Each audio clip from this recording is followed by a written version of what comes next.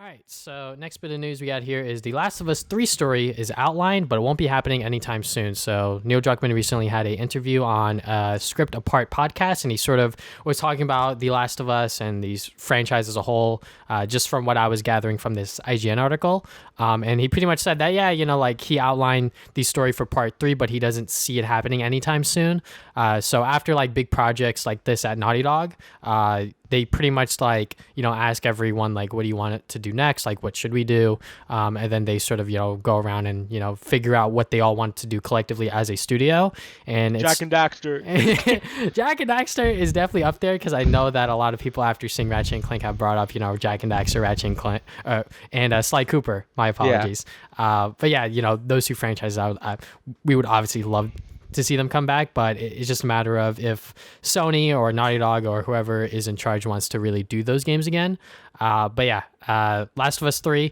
Personally, I think that part 2 kind of ended off like decently well. I think that part 1 ended off already like fine, but obviously, they saw the money and they were like, well, shit, we can make another one. And I'm sure Neil Druckmann had more ideas about the universe, and that's why he wanted to make a part 2. And part 2 story still makes sense as a story about hate and a sort of duality from part 1. So part 3 seems a little, strange to me, just because I think that part 1, like I said, ended off fine, and I'm not sure where they would go with part 3, especially since I feel like Ellie's story's kind of done. Mm-hmm.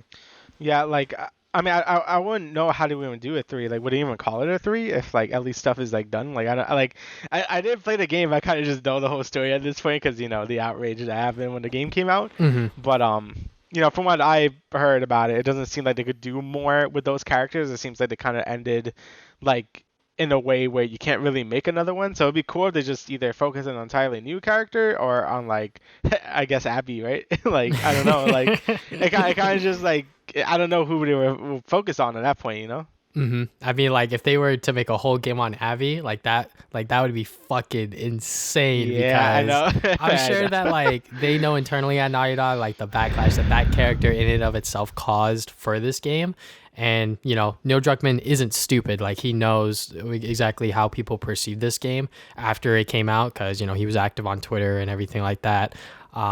But yeah, I think that a part 3, people were asking for it. Some people were asking for it after part 2 ended. But me personally, when I finished it, I was like, all right, I guess that's it for The Last of Us. But then again, I said the same thing with Uncharted 3, and then they made 4, and 4 was like a better conclusion. But then again, Last of Us is in a completely different spot. So Mm-hmm. Yeah, it just seems like a weird series to do like multiple sequels to, you know what I mean? Like, mm-hmm. I felt like the way 1 ended, I'm like, okay, it just ended like that and that'll be fine. But then 2 happened, and then, yeah, people are probably upset that certain things happened. But I'm like, yeah, I don't know. It just seems like really weird. I would rather have Naughty Dog just do a new IP. I don't know if they actually are doing a new IP or not.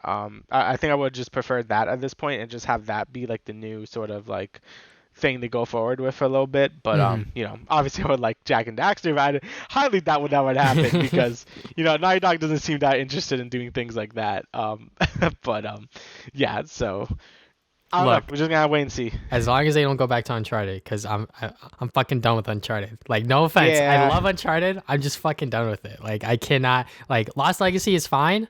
I just don't want another Lost Legacy. You know what I'm saying? Because Nathan Drake's story's done. I don't want to focus on a new adventurer with like budget Nathan Drake or whatever. Like, just have that franchise be dead. I get it. It made you a lot of money. You guys are coming out with a movie, etc., etc.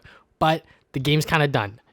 The series is kind of done. So whatever Naughty Dog does next, I definitely agree with you that they should definitely focus on a new IP or, pray to God, go back to Jack and Daxter. Yeah, dude, that'd be sick. But as well, speaking of Sony, Sony is aggressively investing in first-party studios and third-party studios. They put in nearly $200 million investing in first-party support and third-party exclusives.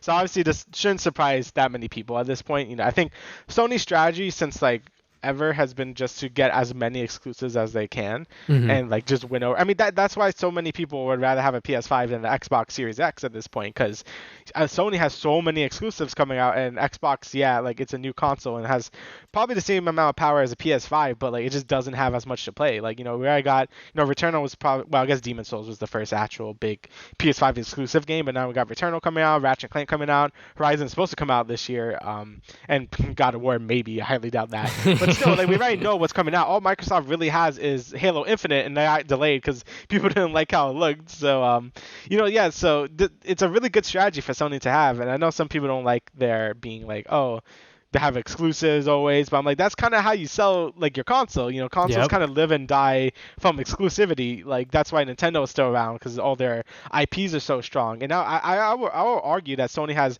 just as strong IPs as Nintendo at this point. Like they're just like I would like happily buy a PS5 for like Horizon, God of War, Ratchet and Clank and stuff. You know what I mean? So Hmm. yeah, it seems to be working really really well, and I can't blame Sony for investing so aggressively into these first party studios and third party exclusives.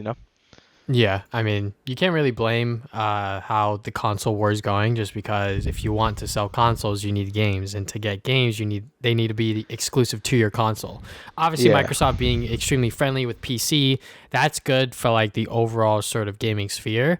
But for them to be ahead in the console war, they need to have console exclusive, which I don't think that they have that idea anymore in their, I guess, sort of internally. Like they would just much rather just be friendly with everyone, which is fine. Yeah. But with Sony and Nintendo, like you said, they have these strong IPs, they have these strong exclusives, and because of that, they're able to sell these consoles. That's why the PS5 is still super hard to get. Same thing with the Xbox, and the Switch. When the pandemic started last year, when Animal Crossing came out, obviously you can only play Animal Crossing on the Switch, so everyone was buying a goddamn Switch, and that thing was sold out for months. And nowadays, you can probably walk into a store and hopefully find a Switch. I think that it is definitely much more likely now these days. But yeah, I think Sony aggressively investing into first party studios and third party exclusives is sort of expected for me, just because of the Bloomberg article that came out last time when we were talking about it, where they were pretty much like putting all hands on deck on certain projects, which is kind of sus, because if you do that and the project fails, or that project decides to end, like the series is like over, because God of War isn't going to be around forever, Uncharted wasn't around forever, etc. You're not going to have these other smaller titles that you can fall back on and hopefully elevate up.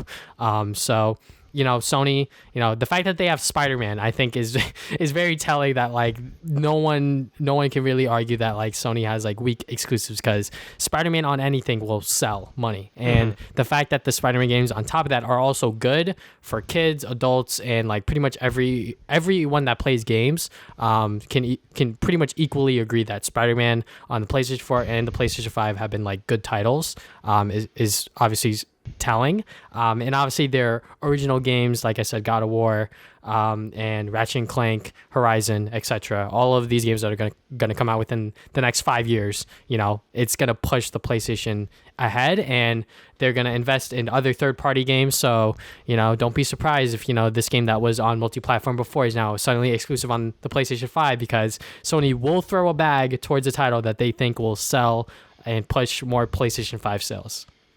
Yeah, like I know, like I know capitalism and stuff, but like that's kind of why this is happening, right? Like you kind of Hmm. have to throw a bunch of money at studios to make stuff for you because that's how you sell more stuff. So like I don't know why people get mad and like hate. Don't hate the player, hate the game. You know what I mean? Like Hmm. this is working with how we work in like this economy. So like that's just how it is. And Sony is just better at doing it, I guess. Microsoft.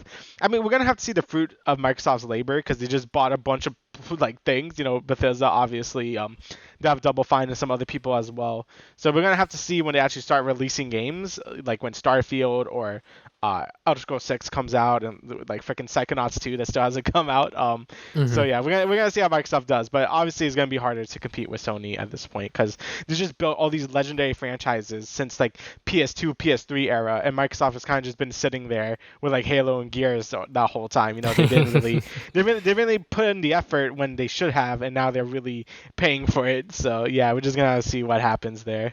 Yeah, and I wouldn't be surprised to see Sony sort of like fund these games as well, sort of like with Bayonetta 2, right?